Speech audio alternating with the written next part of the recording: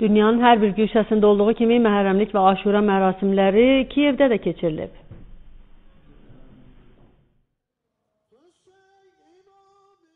Qəməri təqviminin birinci ayı olan Muharrəm, ümmətin düşünən hissəsi üçün etiqad gərəyi olaraq ağır və ibrətverici bir matəmdir.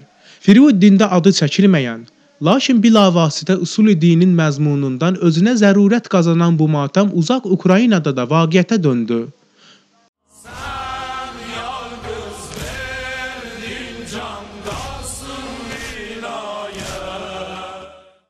Ukraynada uzun illərdir ki, fəaliyyət göstərən Əhlibeyt cəmiyyəti bu ildə ölkənin paytaxtı Kiyev şəhərində matəm bərnaməsi təşkil etmişdir. Muharrəm ayının ilk 8 günü Höccətül-İslam Seyyid Əhməd Sabunçinin moizə və mərsiyələri ilə zinətləndi. Tasua gününün axşamı mütəşəkkil Aşura qafiləsinin nizamla şəhərin küçələrindən keçməsi Seyyid-i Şühədanın müsibətini ətrafa əyan etdi. Gecə yürüşünün məşəllərlə keçirilməsi tədbirə qəribə bir ahəng qatdı.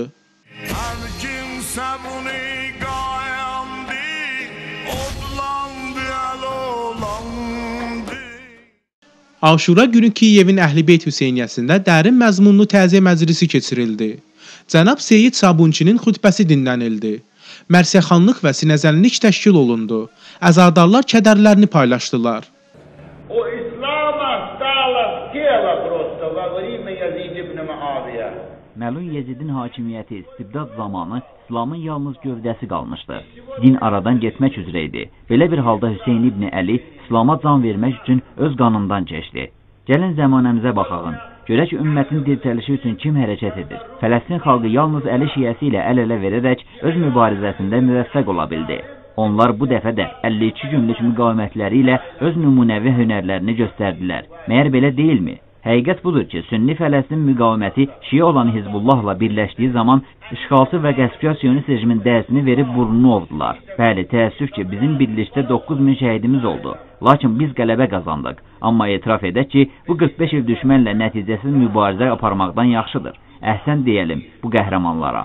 Gəlin indi də lənət olmuş yalançı İraq və Şam İslam dövlətinə nəzər salaq. Onun əldə qayırma xəlifəsi Məlun Əbu Bəkir Bağdadi İslam dinini məhv etmək həvəsinə düşüb. Ona sual vermək lazımdır ki, bəs bu 45 ili o və onun mənfur həmfikirləri harada idilər ki, indi hər hansı bir sifariş üzrə qəflətən ortalıqda peyda olublar.